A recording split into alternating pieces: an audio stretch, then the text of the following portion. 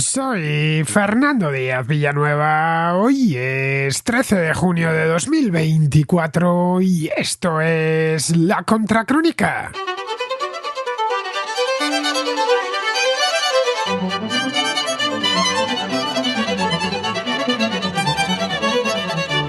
Hunter Biden, que efectivamente con ese nombre es el hijo de Joe Biden, fue declarado culpable este martes por asegurar hace 6 años que no era drogadicto cuando acudió a una armería para comprar una pistola, una Colt Cobra del calibre 38 exactamente, que luego desapareció. Para ello necesitaba rellenar un formulario federal en el que juraba que no era adicto ni consumía drogas. Pero no era cierto. En octubre de 2018, momento en el que se produjeron los hechos, Biden era consumidor habitual de distintas sustancias estupefacientes. De hecho, quedó demostrado durante el juicio que se drogó en los días previos y posteriores a la compra del arma. Es la primera vez en la historia que un familiar cercano, en este caso un hijo, de un presidente en ejercicio es declarado culpable por un jurado. La pena puede ser elevada, de hasta 25 años de prisión, pero lo más seguro es que, dado que no tiene antecedentes penales y que no hay víctimas, en el caso de que sea enviado a la cárcel, el juez le condene a mucho menos tiempo y quizá no tenga siquiera que ingresar. Pero no será algo inmediato. El juez tiene por delante 4 meses para decidir qué pena le impone. La condena del hijo del presidente llega 2 semanas después de que su adversario, el expresidente Donald Trump, fuese condenado por un jurado en Nueva York por falsificar registros contables para tapar el dinero que pagó a Stormy Daniels vía su abogado con intención de comprar su silencio de cara a las elecciones de 2016. Esto lo vimos ya la semana pasada aquí en La Contracrónica. Bien, esto convirtió a Trump, como os contaba, en el primer expresidente en la historia de Estados Unidos en ser condenado por un tribunal. Pero son 2 casos distintos. El de Hunter no afecta directamente a su padre, que puede incluso utilizarlo a su favor, exhibiéndose, cosa que ya está haciendo, por cierto, ante la opinión pública como un padre preocupado por las adicciones de su hijo. La misma situación, todo se ha dicho, en la que se encuentran millones de estadounidenses a causa de la epidemia de opiáceos que castiga al país desde hace ya muchos años. Los republicanos tampoco pueden hacer mucha sangre con la compra del arma. La mayor parte de ellos exigen que los requisitos para hacerse con un arma de fuego sean eliminados, entre ellos el del formulario federal en el que Hunter Biden mintió. Los congresistas republicanos esperan algo mejor. Llevan años tratando de vincular los negocios de Hunter Biden, especialmente los negocios que ha tenido con empresas extranjeras, al presidente y presentar a la familia Biden como una especie de mafia. Por ahora no han aportado pruebas de que Joe Biden esté involucrado o se haya beneficiado de los negocios de su hijo, aunque sí han arrojado algo de luz sobre cómo Hunter Biden aprovechó el nombre de su familia y las posibilidades de su padre de llegar a la Casa Blanca mientras hacía negocios, a veces incluso encendiendo el altavoz de su teléfono para que quedase claro que su padre estaba presente en la sala. Este de la pistola no es el único caso que asedia, el caso penal, que asedia a Hunter Biden. En septiembre tendrá que comparecer en Los Ángeles ante un tribunal que le acusa de fraude fiscal. Este es un caso más grave y especialmente delicado, ya que en la sala podrían airearse, y de hecho se airearán, detalles sobre su lujoso tren de vida y las elevadas sumas de dinero que ha gastado en los últimos años. Para lo de la pistola tiene la coartada perfecta con el tema de la adicción a las drogas, una enfermedad con la que es fácil empatizar. Pero eso no sucede con el fraude fiscal, algo que seguramente se ha empleado como ariete por Donald Trump durante la recta final de la campaña. Para entonces se conocerá ya la condena por el caso de Stormy Daniels, unas elecciones, como vemos, acompañadas por juicios y condenas que no harán más que calentar un ambiente que ya se ha tornado irrespirable.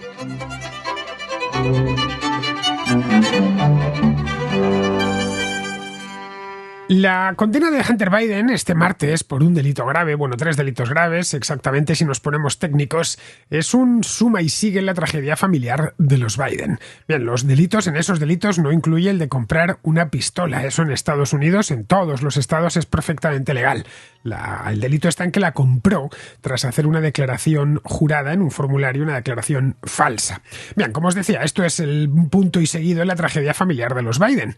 El patriarca de la familia, que no es otro que Joe Biden, presidente de Estados Unidos y vicepresidente durante los 2 mandatos de Barack Obama y antes de eso, senador por Delaware durante muchísimos años, ha tenido tan buena fortuna en política como mala en el ámbito familiar.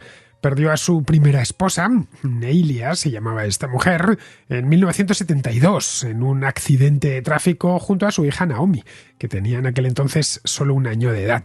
En el vehículo iban también sus otros 2 hijos, Bo y Hunter, que eran niños de corta edad. Bo tenía 3 años y Hunter tenía solo 2. Pero con heridas de bastante consideración se salvaron estos 2 niños.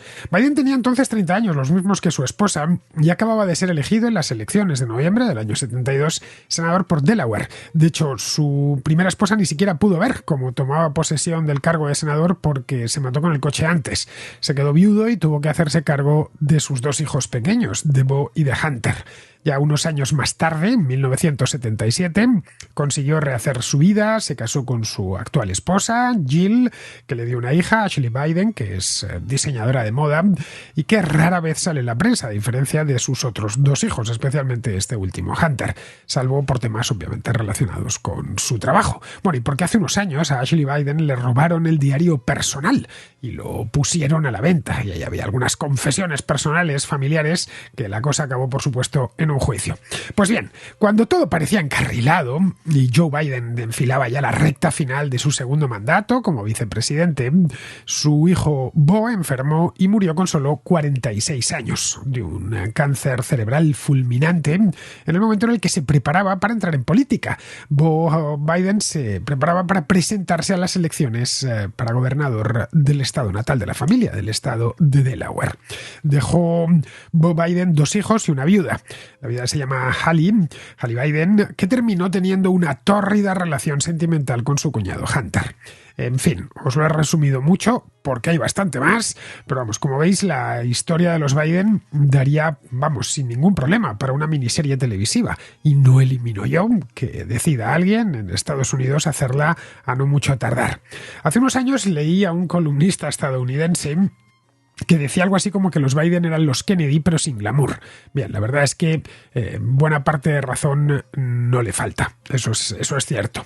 El último capítulo de esta tragedia familiar es el juicio que ha tenido lugar este mismo mes. En Estados Unidos la justicia va algo más rápida que en España, es decir, si se pone una denuncia o empieza el juicio, bueno, concretamente esta denuncia empezó el año pasado, septiembre del año pasado, y empezó el proceso, se hizo la investigación pertinente, empezó el juicio en junio, fue el 1 o el 2 de junio, se terminó una semana de juicio y el día, pues estamos a 13, pues el día 11 exactamente, el martes, ya teníamos la condena del tribunal, del jurado, mejor dicho. El juez tiene unos 4 meses ahora, hasta septiembre, para dictar condena, es decir, ya sabe que es culpable y eso no lo puede echar marcha atrás, pero de él depende que aplicarle todo el peso de la ley, es decir, que se vaya hasta 25 años a la cárcel, o dejarle prácticamente suelto, es decir, ponerle una multa o unos cursos de rehabilitación o 1 año de cárcel y que no tenga que ingresar porque no tiene antecedentes penales. En fin, eso ya sí que depende completamente del juez.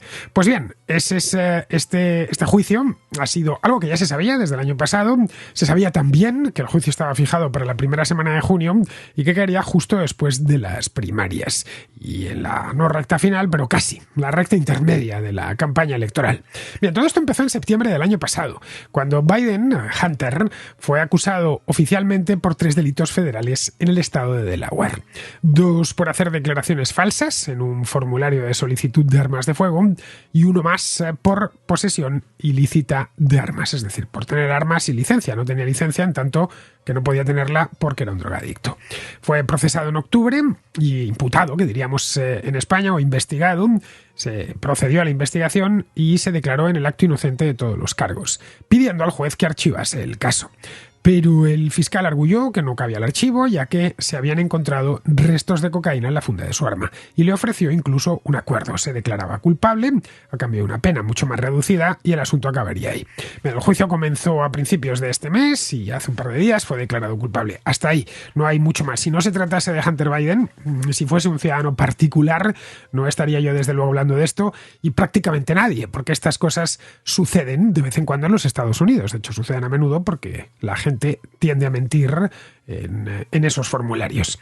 En fin, no es un tema complejo, no es un asunto en el que haya, como el caso de Stormy Daniels, no digamos otros, en los que hay toneladas de papel que sean del sumario. Vamos, en este caso era muy sencillito, la historia es muy fácil de entender. En octubre de 2018, hace ya casi 6 años, Hunter Biden era adicto a las drogas, estaba tomando confesado por él, estaba tomando crack varias veces al día. Y decidió comprar un arma, desconocemos las razones, en una armería de Wilmington, en Delaware, que es la ciudad en la que vivía y es la ciudad en la que los Biden han vivido siempre. Bien, en ese estado, en Delaware, como que queda muy cerquita de Washington, por cierto, en la costa este, como en todo Estados Unidos, cualquiera puede comprar un arma, siempre y cuando sea mayor de edad. Pero antes tiene que rellenar un formulario federal, en el que se asegura, en ese formulario se jura, tiene validez de juramento, entre otras cosas, que no tiene el comprador problemas de adicción a las drogas, es decir, que no está en rehabilitación, por ejemplo, o que no está en ese momento consumiendo drogas. Bien, Hunter Biden los tenía, y muy serios además, y por lo tanto mintió. Estaba cometiendo 2 delitos. Uno, el de perjurio, y otro más, el de tener un arma sin que legalmente pudiese tenerla. En aquel momento, en octubre de 2018, Hunter Biden llevaba una vida extremadamente desordenada. Consumía droga de forma habitual y tenía relaciones continuamente con prostitutas. De esto, de nuevo, se ha terminado sabiendo todo, casi todo, porque han trascendido a la opinión pública vídeos, fotografías, en fin, unas fotografías muy sórdidas y unos vídeos muy sórdidos con prostitutas, drogándose, desnudo en un motel, en fin. Esto se ha llevado, en Estados Unidos, se ha llevado muchísimo en la prensa y en las redes sociales podéis buscar. Hay que tener un poquito de estómago para ver estas fotos y estos vídeos, pero en fin, ahí lo tenéis, que nos hemos enterado de la vida, sin pedirlo además, de la vida de Hunter Biden, y hasta producían pues un poco de pena, si os soy sincero. Era tal el descontrol que tenía en su vida que fue dejando pistas, una pista tras otra. La acusación no ha tenido más que ir recolectando esas pistas y ordenándolas. Vamos, que era obvio, y esto se sabía desde el principio, que le iban a condenar, que el jurado, al ver tantas pistas una encima de la otra y tantas pruebas una encima de la otra, pues había pruebas de sobra, que apuntaban en esa dirección, en que había mentido y en que, por lo tanto, y si había mentido, tenía el arma. De un delito se derivaba el otro. La condena por un delito como este, que es un delito grave, del hijo de un presidente en ejercicio. Si Hunter Biden es hijo de Biden, pero Joe Biden no hubiese ganado las elecciones de 2020 o no se hubiese presentado nunca, bueno, pues hubiera sin duda sido noticia, porque Joe Biden fue vicepresidente durante 8 años, pero desde luego no tendría esta importancia política. Sería un breve más, seguramente en el estado de Delaware, todo un escandalito, pero nada más.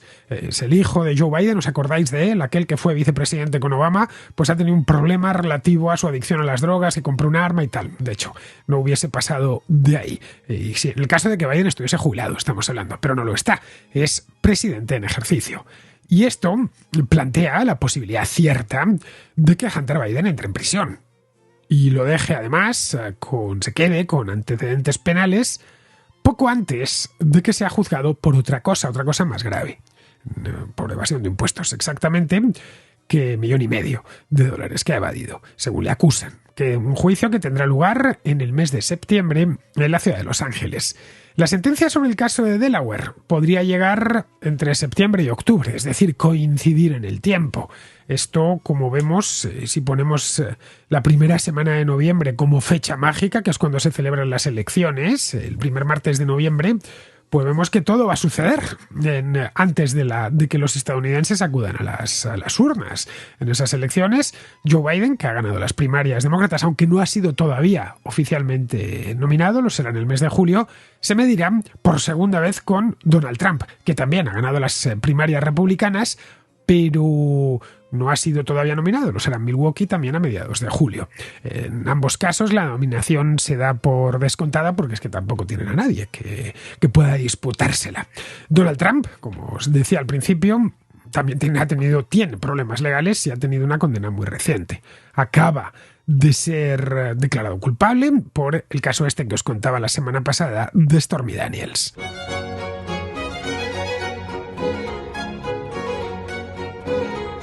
El impacto político de la condena no hace falta ni que lo explique, creo que va de suyo, es que es evidente.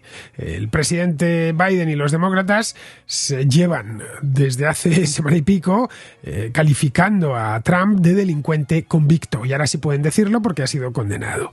Es una etiqueta que se lo están poniendo a todas horas, pero es una etiqueta que ahora también lleva el hijo de Biden.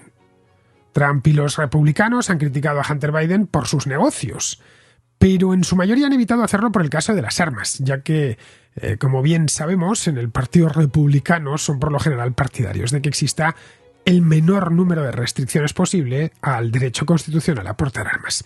Quizá lo más significativo de la condena, o es que esta condena le da al presidente, a Biden, una nueva razón para preocuparse por un asunto popular y mostrarlo así, que es la salud de su hijo, con quien ya trata de verse diariamente o casi diariamente por temor a que está en plena rehabilitación. Hunter Biden se vaya al traste una vez más.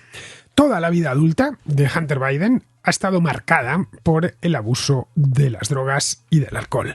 Es decir, que esto que pasó en 2018 no se debió, como a veces sucede, a una mala experiencia, un accidente, un divorcio y cosas de estas que desencadenan ciertas adicciones. No, en absoluto. Hunter Biden ha tenido problemas con las drogas y el alcohol toda su vida, al menos toda su vida adulta. Esto, ojo, no es algo especulativo, ni que yo diga con intención de difamarle. Dios me libre. Él mismo lo reconoció en un libro que publicó hace ya unos años y que, por cierto, fue un superventas en Estados Unidos. Contaba su historia, lo que había pasado, cómo, en fin, se mató su madre en un accidente, teniendo solo 2 años, iba él en el vehículo, lo mal que la rehabilitación que le supuso aquello siendo muy pequeño, en fin, la vida política de su padre, los problemas que él mismo había tenido. Vamos, de estos libros de testimonio, que ya solo por el morbo, pues suelen venir acompañados de ventas muy buenas. Pues bien, entre estas cosas que decía era esa, que él siempre había tenido problemas con las drogas y el alcohol. De hecho, durante la década pasada, ese abuso fue a más, porque los negocios a Hunter Biden le iban especialmente bien.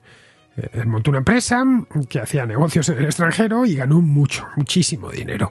Y buena parte de todo ese dinero que ganó, estamos hablando de millones de dólares, se fue en drogas, se fue en alcohol, se fue en prostitución, se fue en un tren de vida lujoso y disparatado. En fin, nada nuevo, vamos. Ya se sabe que no hay cosa peor que poner mucho dinero de forma repentina en las manos de un adicto, a las drogas, al alcohol, en fin, ya se sabe en qué se lo va a gastar. Pero la adicción, a fin de cuentas, no deja de ser una enfermedad. Y eso a cualquier persona, a cualquier buena persona le genera empatía. Todos, en mayor o menor medida, sentimos lástima por un drogadicto o por un alcohólico. Y todo lo más que deseamos es que se rehabilite. Esto cualquier persona, cualquier bien nacido, cuando ve a un drogadicto o un alcohólico, le produce lástima y lo que desea es que salga de ese agujero. Biden puede así aprovechar este caso para mostrarse ante la opinión pública como un padre preocupado por un hijo drogadicto. Esto es algo que sucede mucho, especialmente en Estados Unidos. De hecho, esta misma semana lo está haciendo. Desde que empezó el juicio, pasa media vida con Hunter Biden, pasa más tiempo con Hunter Biden que con su mujer. Esta misma semana cambió su agenda poco antes de volar a Italia para la cumbre del G7 para pasar la tarde con su hijo en su casa de Wilmington. Esto está relativamente cerca de Washington, por lo que puede ir en helicóptero. Vamos, que no es que viva el hombre al otro lado de Estados Unidos. La semana pasada Jill Biden voló varias veces entre Francia y Estados Unidos para poder acompañar a Hunter Biden, quien, a pesar de que no es su hijo biológico, le trata como tal, ya que se hizo cargo de su crianza cuando él tenía solo 7 años. Hunter Biden, por la edad a la que murió su madre, los 2 años, pues no recuerda a su madre biológica, por lo que lo más parecido a una madre que ha tenido ha sido Jill Biden. Y de hecho, cuando habla de ella, habla en términos de mi madre, y cuando Jill Biden habla de Hunter Biden, habla en términos de mi hijo. De modo que la Casa Blanca está tratando de separar estos dos roles de Joe Biden. Por un lado, es un presidente, es el presidente que se presenta de nuevo a la reelección, y por otro lado, es un padre muy afectado por los problemas de adicción de su hijo. Están presentando el tema de la adicción como un asunto personal que debe tratarse en la privacidad de la familia. En un comunicado de prensa emitido poco después de la lectura del veredicto, Biden lo dejó claro. Él dijo que sí, que era presidente, pero que también era padre. Que él y su esposa quieren a su hijo y que están orgullosos de él y del hombre en el que se ha convertido, o algo así decían. Por esa razón, le seguirán apoyando pase lo que pase. Bien, esto a mucha gente le parece admirable, muy humano. Tu hijo se ha metido en problemas muy serios, y tú en lugar de darle la espalda, le estás apoyando. Eso es lo que haría un buen padre. Pero la propia agenda política del presidente revela lo difícil que es separar estos dos roles. Unas horas después de que Hunter Biden fuese declarado culpable, ojo, está lo de la droga, pero luego está lo del arma. Biden anunció en un discurso que es partidario de endurecer los requisitos para adquirir armas de fuego. Porque esta condena tiene dos partes: la del drogadicto que miente y la del drogadicto que miente para comprarse un arma y llevar un arma encima. De hecho, el arma fue encontrada por Hailey Biden, la viuda de su hermano Beau. Se la encontró en el coche de Hunter y la tiró a un contenedor de basura. Como vemos, la historia, si nos ponemos a contar los detalles, es truculenta. Bien, el tema del arma ya no es tan fácil de vender a la opinión pública, especialmente a la suya, a sus votantes, que por lo general son antiarmas, no tanto a los republicanos. Bien, pues lo que vino a decir en este discurso era un discurso dirigido a una asociación que pide limitar al máximo la venta de armas, es lo contrario. Pues bien, nada más terminar el discurso, se subió en un helicóptero presidencial, el Marine One, que es así como se llama, y se dirigió a Wilmington para estar con su hijo, que fue a esperarle en la pista del helipuerto de la localidad. Al bajar del aparato, estas imágenes han recorrido internet de punta a punta, los dos se dieron un abrazo y se fueron a casa. Bien, ahí teníamos estos dos Bidenes. Tenemos por la mañana había estado ejerciendo de candidato demócrata que quiere poner 1000 problemas a las armas, y por la tarde de padre preocupado por las adicciones de sus hijos, dejándolo del arma en el aire, como aquí no ha pasado nada. Biden, por supuesto, podría emplear sus prerrogativas presidenciales para indultar a su hijo. Tiene el poder para hacerlo y evitarle la condena, pero por ahora lo ha descartado. Los 3 delitos por los que ha sido condenado conllevan penas elevadas, como os decía antes, de hasta 25 años de cárcel, pero Hunter Biden no tiene antecedentes penales y luego, comprando esta pistola, la Colt Cobra del 38, no puso en riesgo la vida de nadie. Es decir, no atracó una farmacia con ella, ni amenazó a nadie poniéndosela en la cabeza. Así que su abogado espera que la sentencia sea leve. De cualquier modo, este lío se lo ha buscado el propio Hunter Biden. Esto es importante. Y no ya por lo del arma y la declaración falsa, sino que eran imposibles de tapar, sino por el modo en el que enfocó el asunto desde el principio. Podría haber evitado el juicio con solo reconocer su culpabilidad. Y era obvio que le iban a condenar. Iba a ser culpable porque lo reconocía él en el mes de septiembre, octubre o noviembre del año pasado, o iba a ser culpable en el mes de junio de este año porque le iba a declarar un jurado con toda la humillación que tiene eso. Pero prefirió litigar con la esperanza de salir bien librado. Pero claro, había dejado demasiadas miguitas para que el fiscal y la acusación las siguiesen.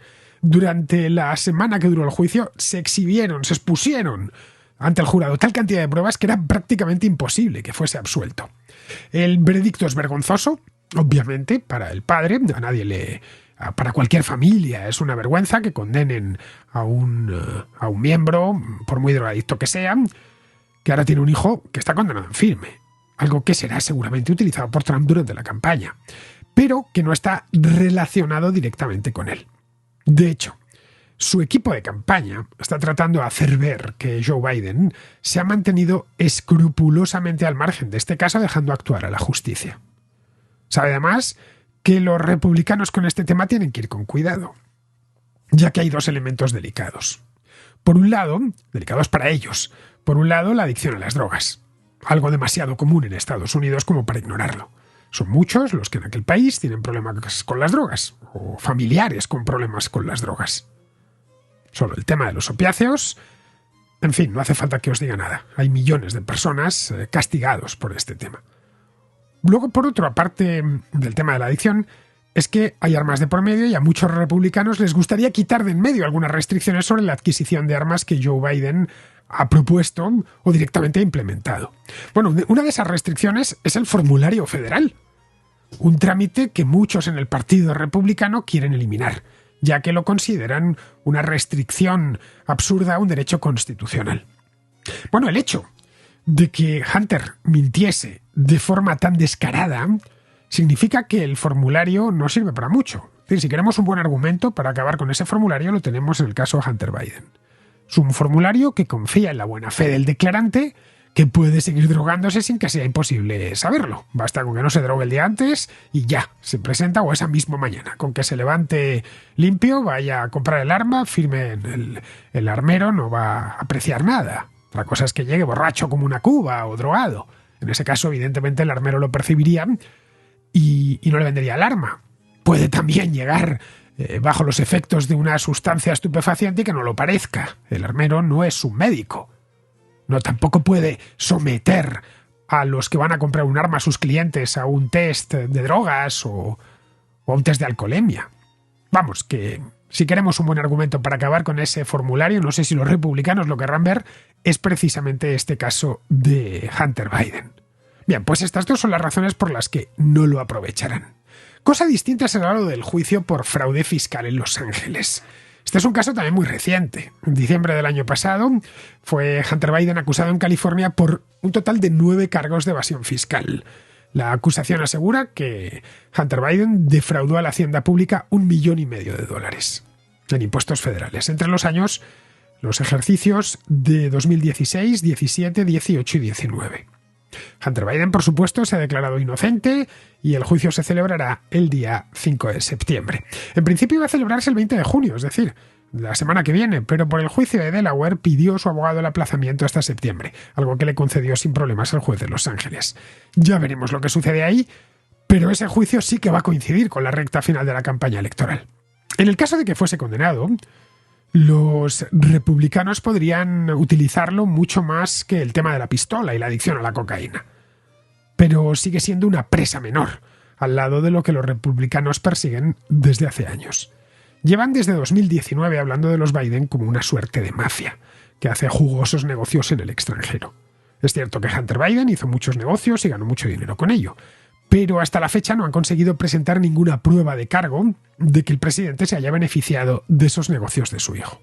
De cualquier modo, en esta campaña el nombre de Hunter Biden lo oiremos muchas veces. Se pronunciará muchísimo por Trump y por otros, porque es un gran reclamo, ¿para qué negarlo? Su historia es bien conocida por todos los estadounidenses y afecta directamente a Joe Biden. Los tribunales, de este modo, se han metido de lleno en la campaña de los dos candidatos.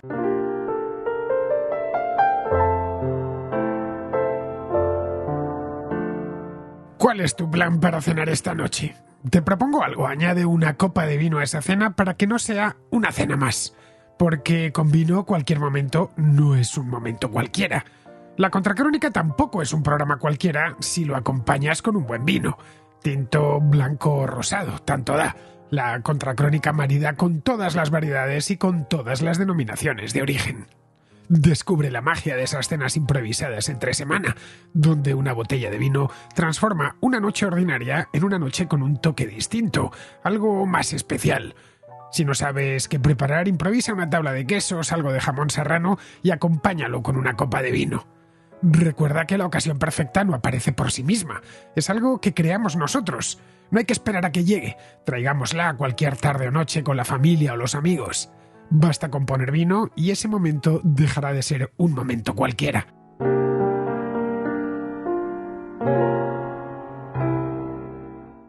Descubre más en mejorconvino.com y únete a la experiencia de disfrutar el vino en cada instante de tu vida. Pero eso sí, recuerda hacerlo siempre con moderación.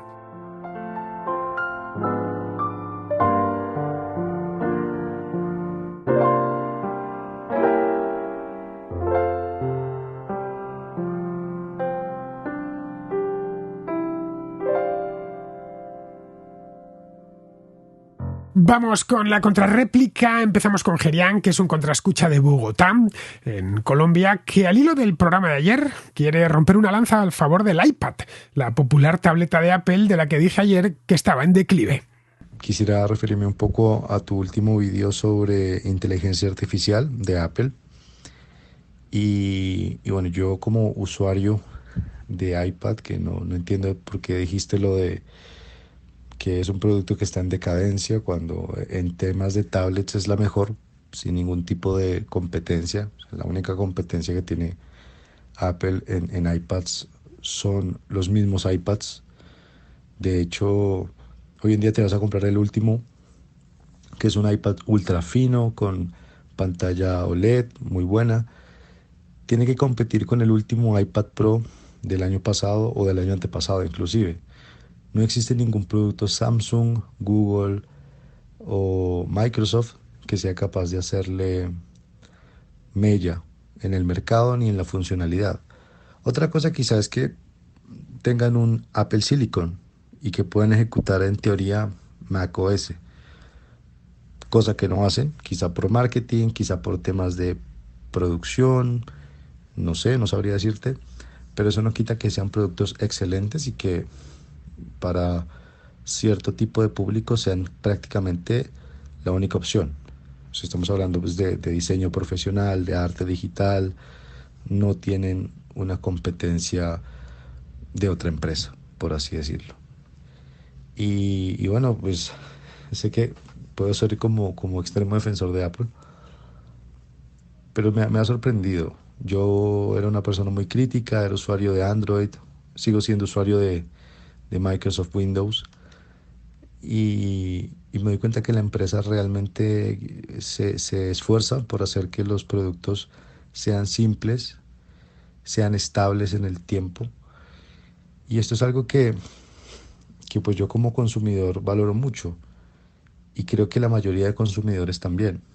Pocos somos especialistas en asuntos informáticos y el hecho de que te simplifiquen la vida es muy bueno. Creo que todas las tecnologías te la simplifican, pero Apple va un poco más allá.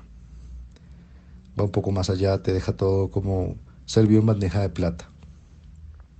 Distinto a muchos teléfonos Android que de alguna manera pueden ser más divertidos de configurar, pero son más complejos.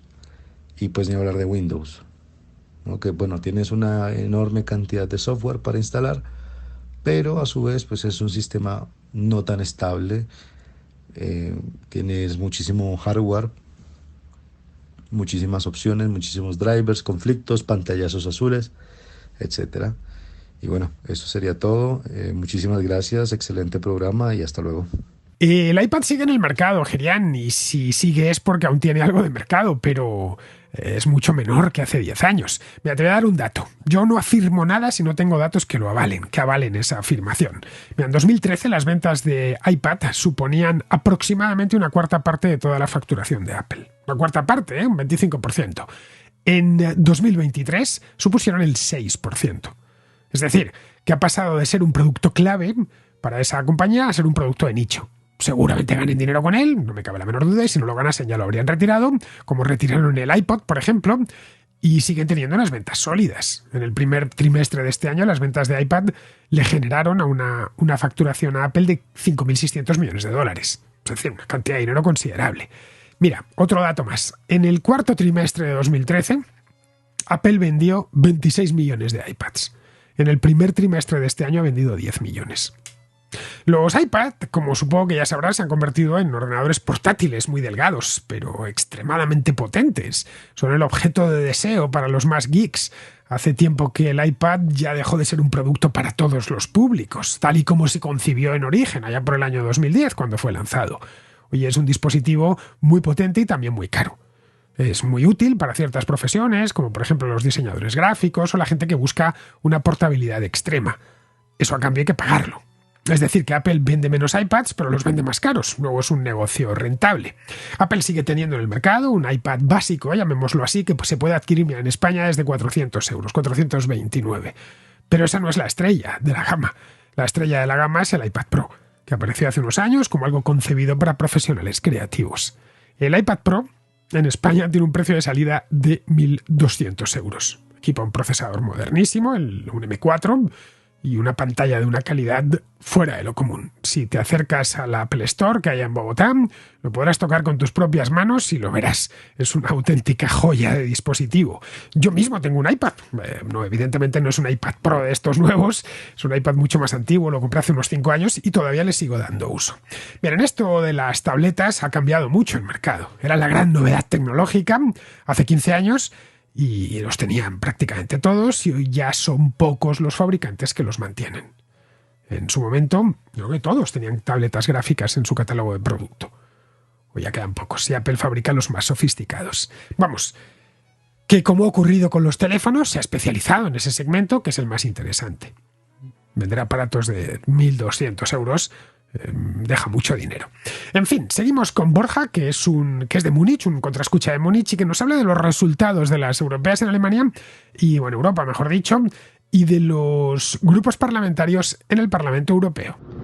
Acabo de escuchar tu programa sobre las elecciones europeas, pero lo has explicado solo desde el punto de vista de España, incluso como si fueran plebiscitarias, ¿no? Que, bueno, es lo que ya avisaste la semana pasada, ¿no? Bueno, supongo que a lo largo de esta semana harás una contracrónica más detallada sobre las elecciones europeas desde el punto de vista de Europa, ¿no? Votamos a los europeos, ¿no? Hemos votado al Parlamento Europeo y entonces ahí salen distintos parlamentarios y bueno, pues estaría bien que explicaras, quizás varios oyentes están interesados, ¿no? Como yo, en saber qué funciones tiene el Parlamento Europeo y para qué sirven para qué nos pueden servir los parlamentarios y qué decisiones toman. Por ejemplo, lo de los tapones de las botellas de plástico o no sé, o las regulaciones medioambientales y cosas así que se toman en Europa, o la legislación sobre inteligencia artificial, o bueno, no sé. Luego, los distintos partidos políticos que hay en Europa no son exactamente los partidos políticos que hay en España. O sea, el Partido Popular se asocia con el Partido Popular Europeo, pero, por ejemplo, los socialistas con los socialistas, pero luego los demás, hay un batiburrillo de partidos bastante complejo que, claro, quizás tampoco tienes que entrar tanto en el detalle de explicar todos durante una contracrónica, pero bueno, sí, por ejemplo, me llama la atención que los liberales, o los que se hacen llamar liberales en Europa, que es un grupo que se llama Renueva Europa o Renew Europe o algo así, en los que, por ejemplo, estarían los votos de Macron. En España solamente estaba Ciudadanos o el PNV, ¿no? Es una así como que, si yo hubiera querido votar a los que se hacen llamar liberales en Europa, tendría que haber votado al PNV, ¿no? En España, o a Ciudadanos, ¿no? Me parece que es algo así. Entonces, este tipo de equivalencias no se han explicado, ni a nadie, parece que a nadie le interesa, o nadie lo. Entonces, o no sé, ¿no? Me da la sensación de que se ha ignorado todo este tipo de consecuencias en cuanto al voto en las elecciones europeas. Y luego seguro que tendrás ganas de explicar qué lectura hay de las elecciones europeas en los distintos países, ¿no? Con el Frente Nacional de Le Pen en Francia, en Italia, la subida del Partido Democrático liderado por Eli Schlein, o en la subida en Alemania de la AfD, o no sé, seguro que le vas a hacer un análisis. Bueno, confío que a lo largo de esta semana hagas un análisis más detallado sobre el resto de puntos de vista y conclusiones que pueden tener estas elecciones europeas, no solamente en España, sino en el resto del continente. Muchas gracias y un abrazo a todos los contraescuchas. Este programa que comentas lo hice al día siguiente, el martes. Borja, abordé las elecciones europeas desde una perspectiva más global y menos española. Podría haberlo hecho el lunes y haberlo mezclado con las dos cosas, pero me parecía demasiado ambicioso para un solo programa, así que decidí hacerlo separado. Lo tienes en archivo y no te costará mucho encontrarlo porque es de este mismo martes. Respecto a lo de los grupos parlamentarios en el Parlamento Europeo, di en el programa del martes una explicación muy por encima, pero en ocasiones anteriores ya había hablado de ellos. Son partidos, entre comillas, a los que se adscriben los partidos, sin comillas, de los países miembros. Esa es la razón por la que se les conoce como grupos. No hay disciplina de voto y un mismo partido nacional puede estar durante una legislatura en un grupo y a la legislatura siguiente cambiarse. El Partido Popular Europeo, por ejemplo, acogía en su seno al Partido Conservador Británico cuando todavía el Reino Unido estaba en la Unión Europea, pero hace ya unos años decidieron marcharse para fundar el Movimiento para la Reforma, junto a otros partidos euroescépticos. El Movimiento para la Reforma fue el germen del actual ECR, del que hablé el otro día, el European Conservatives and Reformists, el que es el grupo al que está adscrito Vox en estos momentos. En el caso de Renew Europe, o Renovar Europa, Se le considera el grupo liberal porque a él están adscritos los principales partidos liberales del continente, empezando por el FDP alemán, que es algo así como el padre de todos ellos, aunque ahora el principal no es el FDP, es la República en Marcha de Macron, que se adscribió a este grupo tras las elecciones de 2019. En España hay dos partidos adscritos, bueno, uno, el PNV, porque tiene solo un diputado, porque Ciudadanos ya salió del Parlamento. Renovar Europa es reciente, se creó en 2019, bueno, no es reciente, antes se llamaba ALDE, y le cambiaron el nombre. ALDE era el acrónimo de Alliance of Liberals and Democrats for Europe, y entonces estuvo así muchos años. No sé, quizá como lo de liberal no gustaba a algunos de los integrantes, pues le quitaron el término y se quedaron con ese nombre de marca de Renovar Europa.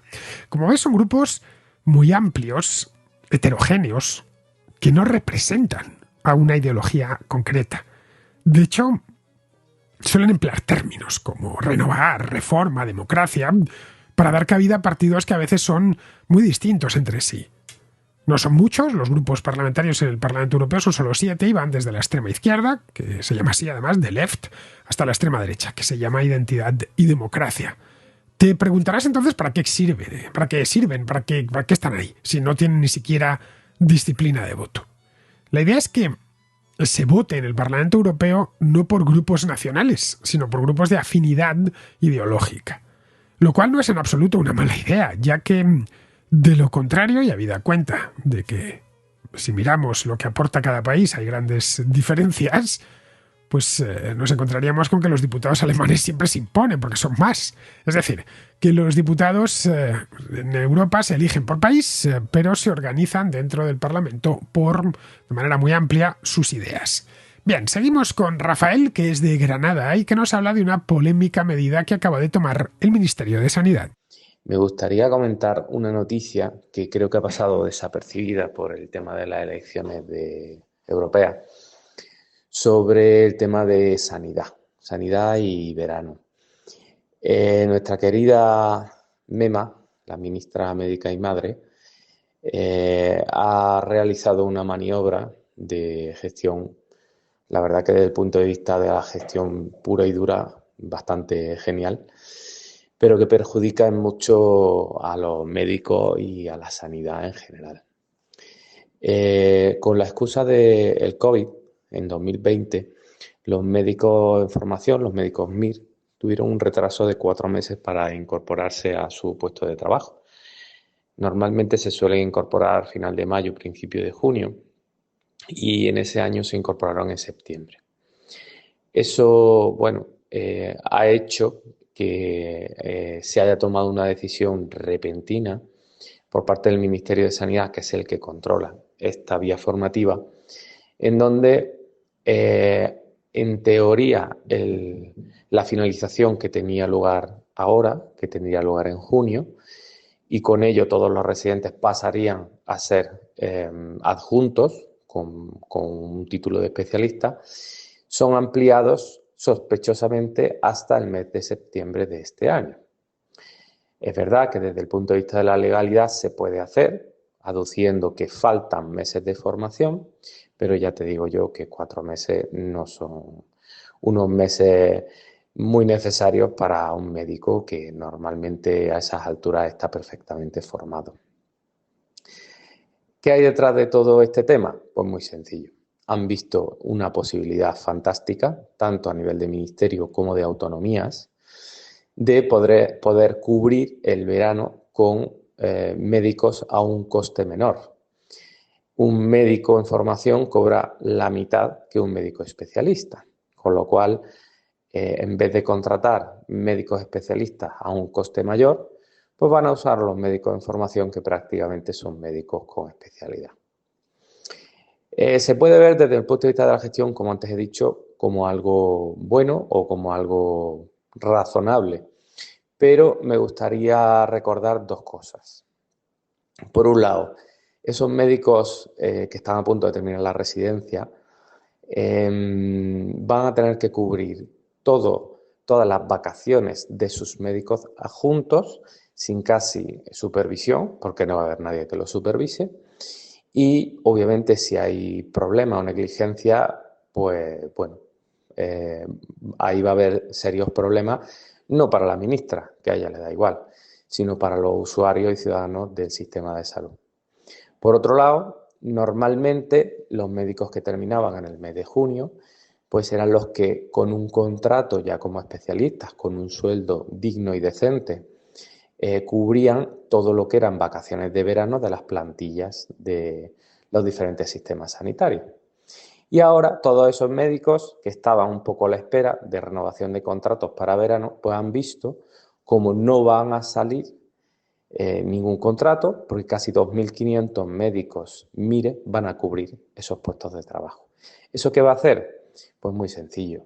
Eso va a hacer que gran parte de médicos especialistas perfectamente formados necesiten una alternativa laboral en verano, que luego engancharán con el otoño y que posiblemente sea o bien medicina privada o bien salir fuera de España. Esta es la gestión que nuestros queridos políticos hacen con la sanidad. Y quiero recordar a todos los escuchas que esto lo único que hace es que tengamos menos facultativos disponibles. No es que no haya médicos, como están diciendo desde hace años los políticos. Médicos hay, el problema es que nos pagan muy mal y nos tratan muy mal. Y por ese tema cada vez hay menos cobertura de diferentes especialidades, unas más que otras, sobre todo atención primaria, que es la especialidad que debería ser la principal. Las comunidades autónomas, pues bueno, algunas se han puesto a chillar, se han puesto a protestar, pero realmente ven que se les resuelve un problema de forma automática a un tema de cobertura de vacaciones. Bueno, simplemente espero que os sirva un poco esta reflexión, porque esto es algo que todos los que trabajamos en sanidad pública y los que sois usuarios de esta sanidad os va a ver afectado, y no es algo solo puntual de un año, sino que todos los años a partir de ahora los residentes acabarán en septiembre y los veranos estarán cubiertos solo por personal en formación. Buenos días y mil gracias por tu información diaria, que es de las pocas cosas que merecen la pena de noticias en todos estos canales. Venga, un saludo y buen día. Pues nada, Rafael, muchas gracias por la información. La desconocía por completo y nada te puedo decir al respecto, ya que no sé cómo funciona todo lo que nos has contado. Pero vamos, me parece lamentable lo que han hecho. Bueno, lo que están haciendo, mejor dicho. Menos mal que estos son los defensores de la sanidad pública, que si fuesen los detractores, pues ya habrían acabado con ella. En fin, queridos, nos vamos a marchar. Vamos con Pizarro, que nos habla de la inteligencia artificial de Apple. La inteligencia de Apple consiste en incorporar tecnología que no ha desarrollado en sus dispositivos para tener productos operativos pese a no ser punteros, y seguir vendiendo su marca no ya por ser la más avanzada, sino por seguir siendo la más cool. ¿Cuánto de cool les parecerá a los fans el diseño sin capacidades exclusivas? Está por ver. Un cordial saludo de Pizarro. Y con esto termina la contracrónica de hoy, 13 de junio. Mañana es 14 viernes. Como es viernes, no porque sea 14, sino porque es viernes, toca contrahistoria. Una contrahistoria muy especial, con un invitado más especial todavía, de una época y un imperio especialísimo. No quiero daros más pistas para que escuchéis el programa. En la contrahistoria, no lo olvidéis. Así que nos escuchamos mañana. ¡Hasta mañana!